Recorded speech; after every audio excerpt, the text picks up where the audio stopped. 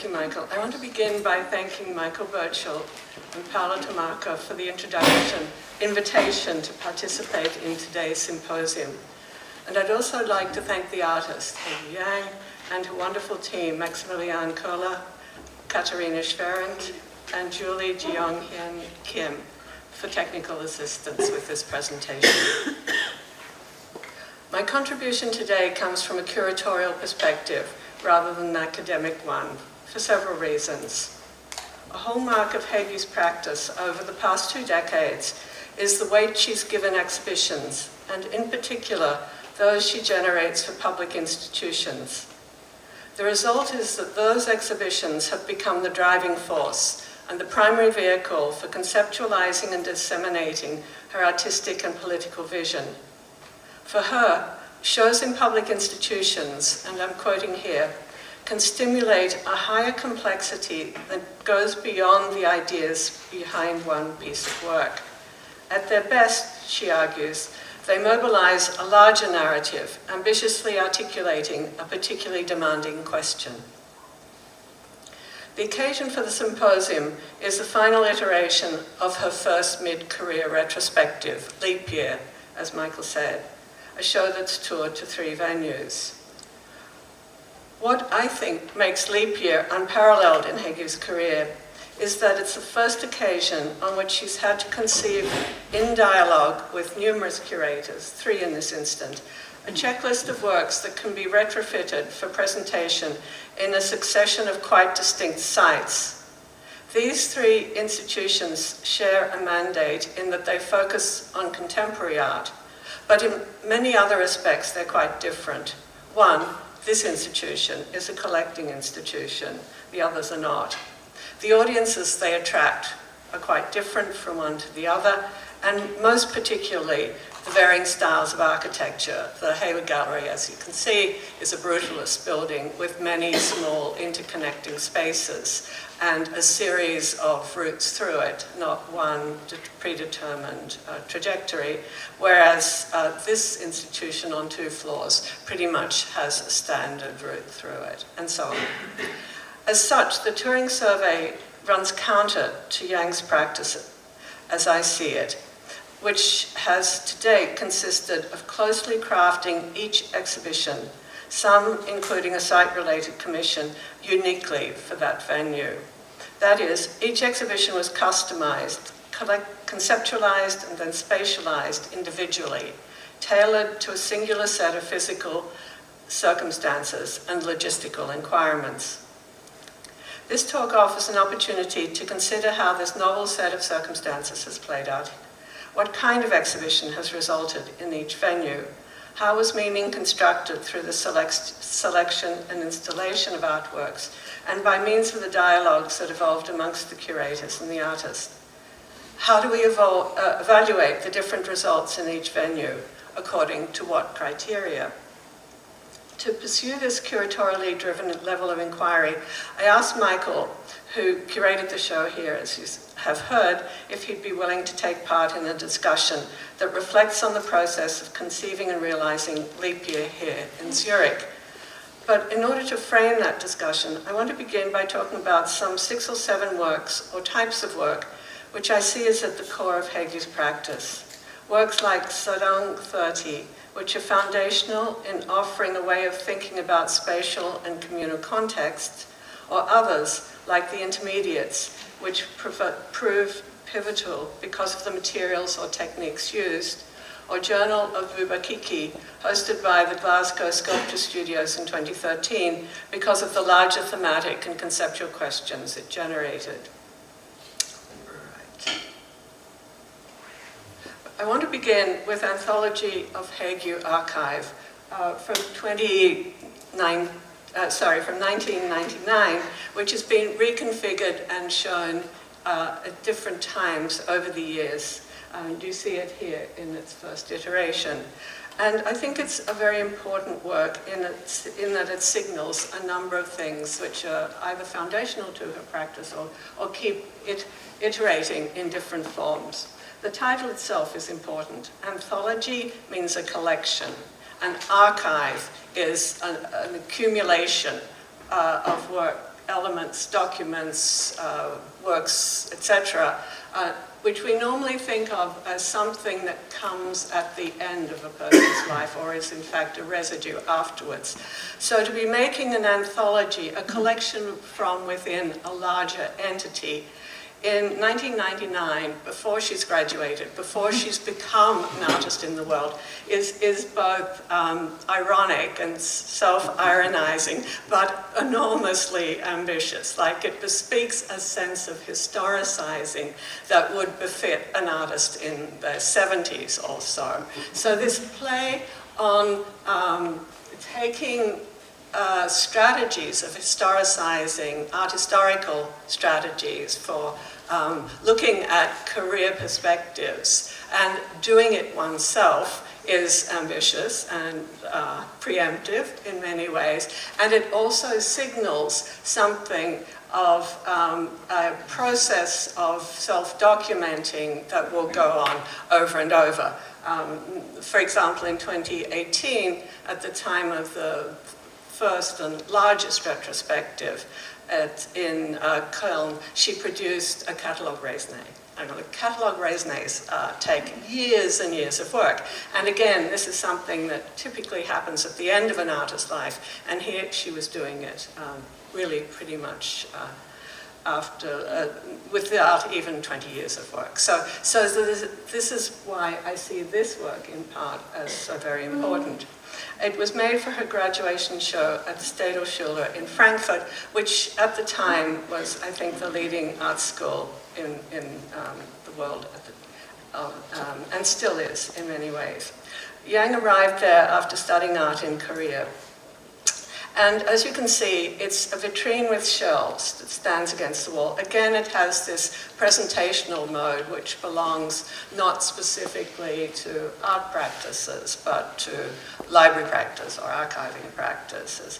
And it contains on shelves and along the bottom a variety of objects which she's made, many from commonplace materials like cord and rope or clay. There's a playful crudeness to them, they're not highly refined. Representative examples include macaroni, which is the work sort of center right, which looks like a bundle of cords, which have been held together with a plastic twist. Obviously, macaroni as a subject for an artwork is an unusual one, to say the least.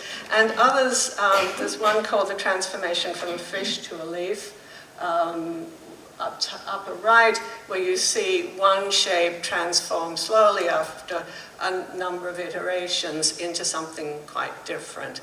And you might think, again, of the diagrammatic or the scientific, of other disciplinary forms. And then there are two casts of hands. One you see here, like casts of the artist hand, the arm and hand of Rodin, to preserve the vehicle of the genius. Here, giving a finger, and there's another one which I don't think is present here, but is sometimes present, doing that sign. So again, there's the play with traditions and the mocking of traditions. She's taking aim at age-old academic forms that prioritize the human form and working from the model, revering the touch of the master. And what is important about this is the humbleness, the very banality of some of the objects. There's a cup which has her name on it, like an IKEA cup. There's a kind of what in the 90s would have been called abjectness to the work, like the pathos of the banal. So, you see another version. Yeah, there's a thumbs up. There. And storage piece, which I won't go into because Michael talked about so eloquently. But the important point that I want to make is that it came at a moment where, as a very young artist, she was really getting by moving from residency to residency, living out of a suitcase. And at a time when works were coming back to her from a variety of exhibitions, she had no place to store them. She couldn't afford storage space and she didn't have a studio. And in a kind of brilliant move, she assembled the palettes together, nominated it as an artwork, and then managed to sell it to an empathetic, venturesome collector who agreed to her stipulation that the work could be exhibited in a variety of ways, depending on the in-house curator's agenda.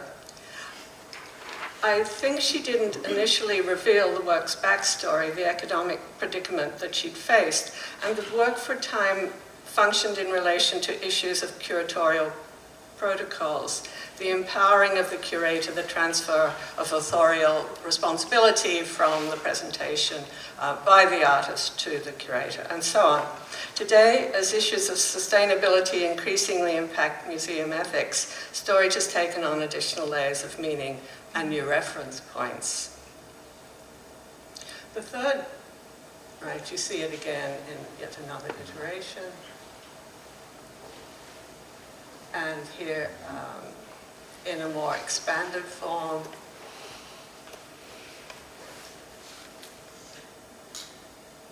And this is Sadong 30, made in 2006 in Korea. And in the literature on her work, it's generally thought of as a breakthrough exhibition. Importantly, it was self-initiated. It did not come from a gallery initiative or invitation or commission. It was something that she determined. And the site, as you can see here, was a long-abandoned house. It had been her grandmother's home. She had not lived in it for some 8 years. And Haegue had spent a considerable amount of time there as a child. The derelict building was in a gentrifying suburb on the outskirts of Seoul, so not in a place that people in the art world would typically go to look at art, and somewhere that wasn't easy to find. And you can see that the invitation card has a map, and it also tells you that to get into the exhibition, you have to use a code to unlock it. So there was no invigilator, nobody there. You could turn up at any time and go see it for yourself. And inside, as you can see from these images, it's lit partly through the windows, but from this very low-hanging lamp, electric bulb. And there's this avatar that greets you, which is a laundry drying rack, which is sheathed elegantly in this blue garment. And then on the floor, there's some origami and there's some broken shards. Sorry. And here, broken mirror shards and so on.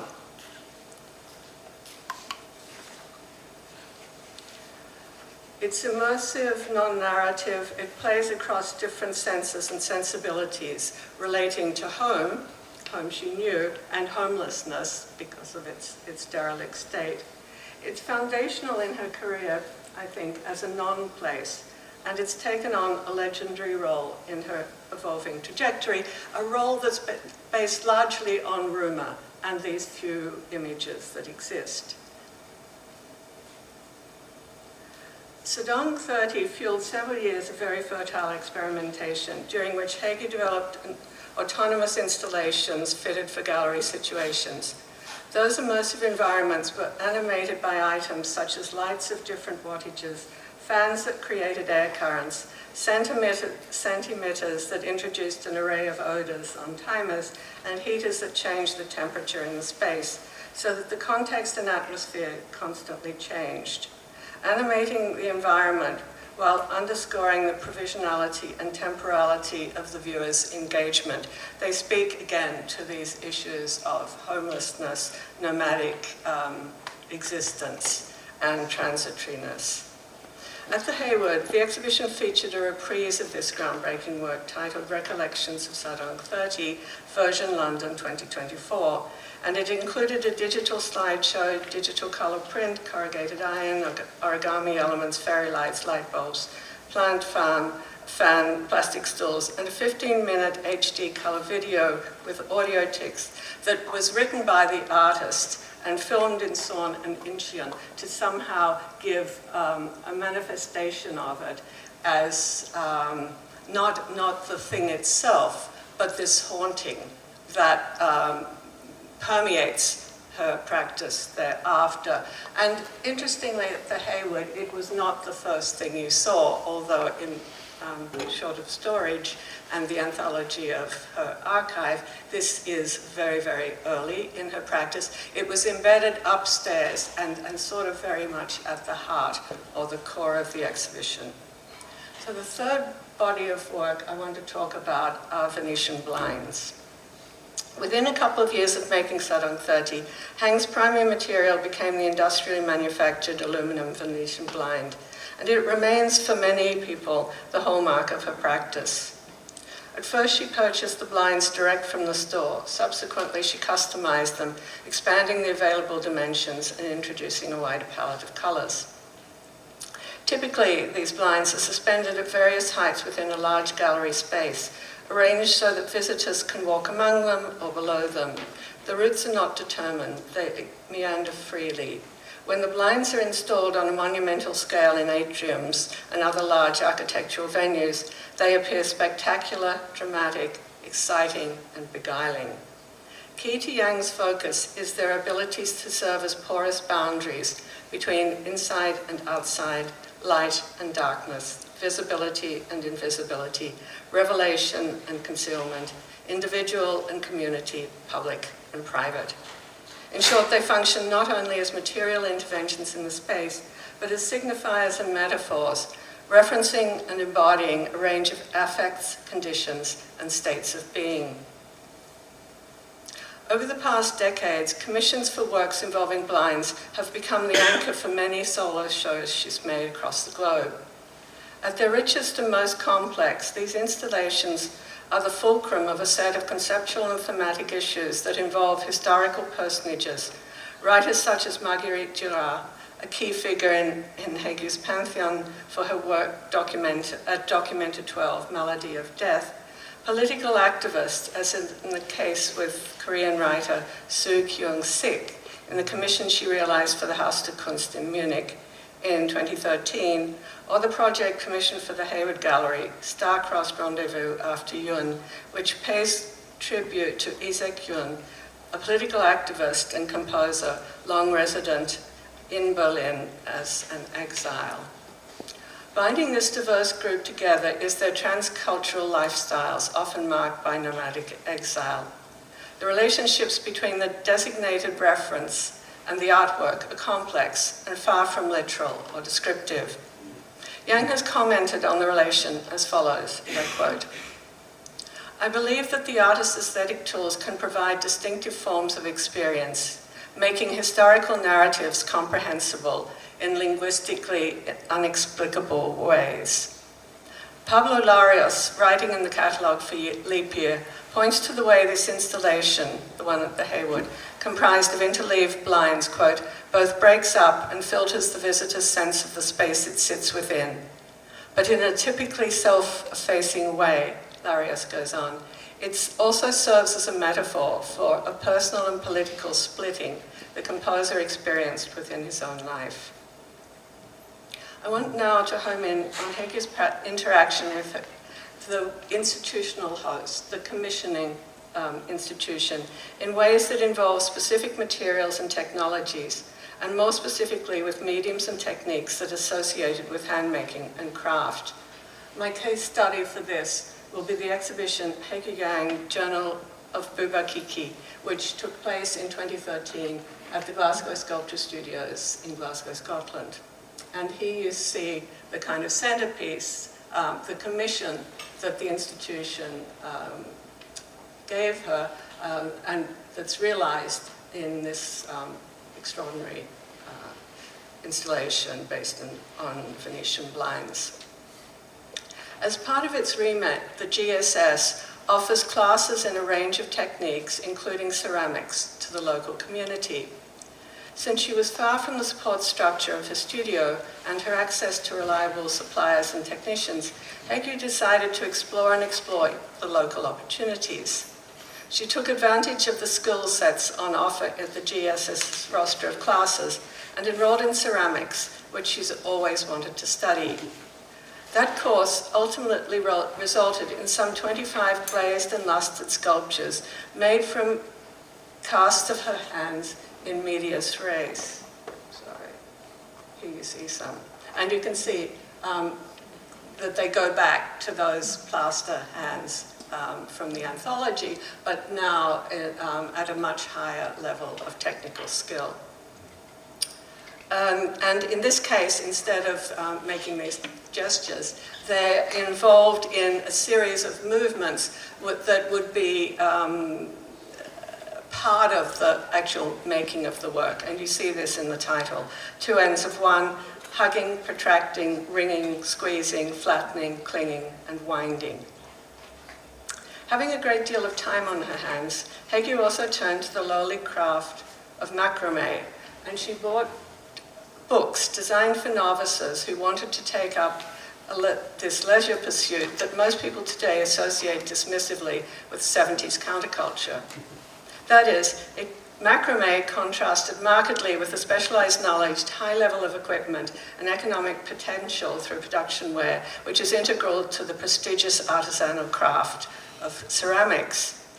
Highly revered in many cultures, including her own, ceramics have a very different status vis-a-vis the hierarchy of crafts from lowly needlework, which is traditionally learned, quote, over the shoulder. It's an anthropological term. That is, in an informal transmission of knowledge and techniques within an intimate familial context, whereby one generation relays everyday law to the next, woman to woman, woman to child, and so on. In anthropology, crafts involving needlework are also referred to as fireside training. In short, not the least significant factor in determining hierarchical relations among crafts is that those like macrame, associated with the domestic realm and gendered feminine, are dismissed as minor or lesser. The slow, repetitive, time-consuming character of this age-old craft was typically mitigated in everyday life by communal forms of sociality, by storytelling, and the sharing of fantasies, gossip, and wishes. Having no access to such a community in Glasgow, Haegue spent the long solitary hours required to produce the extraordinary piece. And this is very large, way larger than the macrame version you see here in the exhibition. And it's conceived on a scale suited to a public site rather than the usual domestic one. She spent the time listening to podcasts, radio programs, and other audio materials. In the exhibition, she included an iPod docking station, which you see here, so that this material was available to visitors to the show. If in many ways this macrame piece may be read as an homage to the undervalued technical accomplishments and dedication required in the production of handicrafts, generally referred to as hobbies, three folds and multiple twists was its antithesis, and that is this piece, The Blinds. What made it, I mean, it's fantastic in its own right, but what made it unique, I think, was that for the first time, with the assistance of high-tech specialists, it was programmed so that the blinds would move and be performative within the installation. In sum, the works produced specifically for Journal of Bupakiki generated a dialogue broadly centered on issues of labor and on the labor economies that underpinned their production.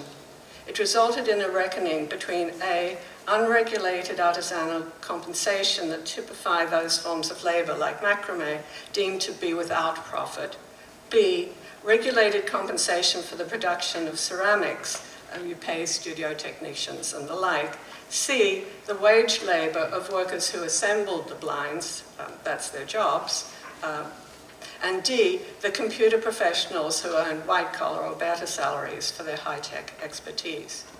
Importantly, all of this labor, and I mean the labor that's involved across the three bodies of work, was vested within the mission of the host institution, with its singular profile yoking craft-based community training with the practices, values, and vision of the international avant-garde, which was part of its exhibition program.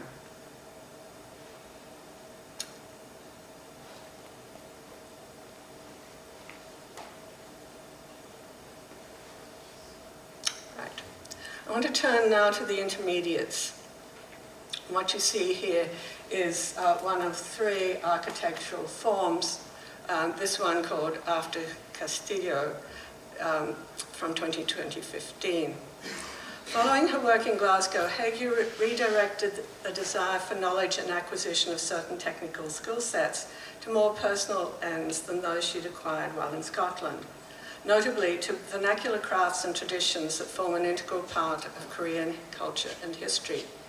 Her focus, therefore, became learning the ancient practice of straw weaving, which is indigenous to Korean culture. However, she was thwarted in this attempt when she tried to acquire the skills from venerated master practitioners in the field, and she then realized what interested her was less the acquisition of rarefied technical expertise than a workable grasp of the basic procedures involved with this craft, coupled with an understanding of the law that governs and informs the legacy of the ancient historical practice. Around this time, she was offered a solo show at the leading museum of contemporary art in Korea, an institution whose program to that date had been centered entirely on foreign stars, such as Matthew Barney. So this was a big step, a big offer. She would be the first Korean artist to be given a major show in this institution, and she committed to the challenge, centering her project in new work, as I've said in these types of exhibitions beforehand, that she hoped would have a lasting impact both on her future artistic course and in the larger art world within her homeland. Consequently, she established a studio in Korea for the first time, and she launched into work that involved weaving straw. The result, grouped under the collective title, The Intermediates, was a trio of colossal straw models of renowned temples, of which this is one, from Mexico, Java, and Russia. Radically different in spirit, form, and genre from anything she'd undertaken to date, they unleashed a flood of increasingly flamboyant, quasi-abstract, autonomous sculptures, also called the Intermediates, made from a range of fibers, including raffia and jute, as well as artificial straw. Sometimes perched on dollies, which facilitate ease of movement, they are comic, grotesque, outre, subject to parodic excess, and defy easy categorization. Born of what she terms, quote, desperate experimentation, they're not simply forms of formal exercises, invention for invention's sake, but they may be aligned with what American artist Paul Chan has called non-salvific art, that is, art at risk. Their uncertain identity grows in large part from the seeming irreconcilability of their parts. They're at once out of place, or weird, and yet weirdly familiar. Reveling in the irreconcilabilities they openly bear, what are they for? Where do they belong? Their playful nature is undeniable. Scaled to the dimensions and reach of the adult body, they exist in a realm that bridges personages, toys, and furniture. Appropriately, amongst their most prized audiences are children. Marked by what Chan calls their outward-facing openness, they refuse to acknowledge boundaries, to impose categories and classificatory order. Figuratively, associatively, and metaphorically, they speak to larger issues around identity, ownership, and agency that's a through line in Yang's practice. In this work, technique and handicraft are a tool. They don't produce a form that refers to their usage in traditional practices, i.e. to things that would have been produced in Korean culture, whether shoes or roofing structures or so on. The results are indisputably 21st century artifacts. I want to turn now to the last category, mesmerizing meshes.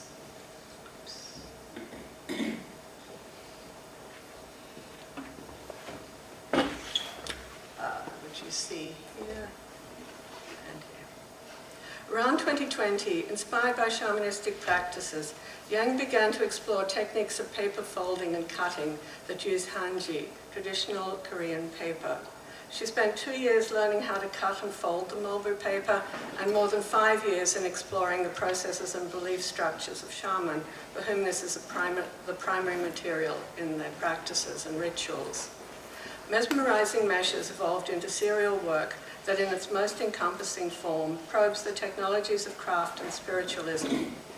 Its starting point is vernacular Korean practices, as we've heard, which involve the decoration of a site with elaborate ornamental patterns and the creation of sacred paper objects. Taking their cues from various manifestations, some of Yang's work require cutting a human figure out of Haegue and blowing a spirit into it in order to console the ghost and resolve the sorrow. Others deal with the abstract geometric designs devised to drive out evil spirits, and yet others center on the figurative motif of nuktian, excuse my pronunciation, which symbolizes the soul of the deceased. More recently, in 2024, this typology has spun off a related but separate sub-series titled Mesmerizing Votive Pagoda Lanterns, and you see some of them upstairs.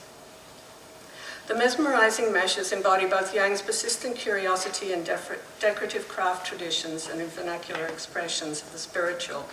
More broadly, they speak to her interest in outliers, those who are marginalized from modern society, those whose traditional-based daily life exists on the fringes of our high-tech world.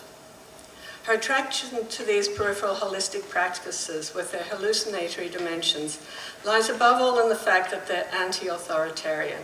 They stand outside mainstream European Christian traditions and cultural belief systems, to which Yang feels little or no allegiance. In short, they're not constrained by the ideological frameworks which she experiences as colonialist and oppressive.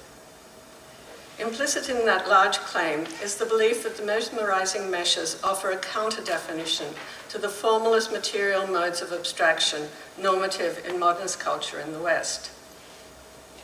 Recently, Yang has added an anthropological dimension to the exploration of this technique, recognizing that the practice of folding paper and cutting is not indigenous to Korea, but can be found in a wide range of vernacular cultures, from Mexico, where they make paper papel picado, to pablabat in the Philippines, and yet other variants in China, Japan, and Jewish cultures. Fascinated by these diverse ethnographic underpinnings, she's drawn on the research and knowledge of academic scholars, folklorists, curators of specialized collections, and others, documenting local expressions and offshoots. And exceptionally, she's begun in exhibition contexts, such as at the Chantal Crussel Gallery in Paris in 2022, to show her sources, to reveal the bibliography, to bring in text, and to commission essays from anthropologists that speak specifically to these traditions. There is, however, yet a further dimension to her ongoing immersion in the subject, as she noted in an interview titled Being in Limbo with anthropologist Nicholas Bureau in 2023, when she likened an artist's role to that of a shaman. I'm quoting, "Shaman lead an uncommon life of service to their community, a sacred service. Similarly, artistic practice involves giving up part of oneself to the community. Fundamentally and ontologically, artists are isolated from the world while remaining its medium. Shamans serve the public with a materialistic approach, but lead them spiritually, an aspect I can completely relate to." Leap year, the title of the exhibition, is telling in this regard. A leap year, such as 2024, when the show debuted in London, contains an extra day. As such, it marks an extended temporality, an expanded duration beyond the normative. To me, that expanded temporality serves as a metaphor for the time outside time that an exhibition can open up, an aporia, a spatio-temporal register that was seen in Sardone 30 and in different iterations with the Venetian blinds in particular, in which to interact and engage physically, imaginatively, sensorially. A realm that suspends fixed authoritative modes in favor of the playful, freewheeling, and speculative. Considered through the lens of Yang's optic, the title may also nod to Sol LeWitt, long an important mentor in her cosmos. That relation manifests in dual ways in Yang's practice. As first in sculptural works that directly invoke the three-dimensional serial work of the American conceptualist, as seen in the piece here from Tate's collection. And second, and equally important, it references a key claim that Lewitt articulated in his famous manifesto, Sentences on Conceptual Art, published in 1969. The first of these sentences reads, I quote, "Conceptual artists are mystics rather than rationalists. They leap to conclusions that logic cannot reach." For Lewitt, the crux of conceptual art was a way of leaping from one dimension to another. My question would be, what kind of leap did Haegue make with this exhibition? The 7 works or bodies of work that I've invoked here do not come close to comprising the many ways of working and multifarious genres of art making in her oeuvre. They do, however, I would argue, identify prime concerns that she's vigorously pursued in diverse forms, materials, and technologies, as seen in the exhibition here and in its earlier iterations. And I hope they will provide an armature for the discussion now with Michael. Thank you.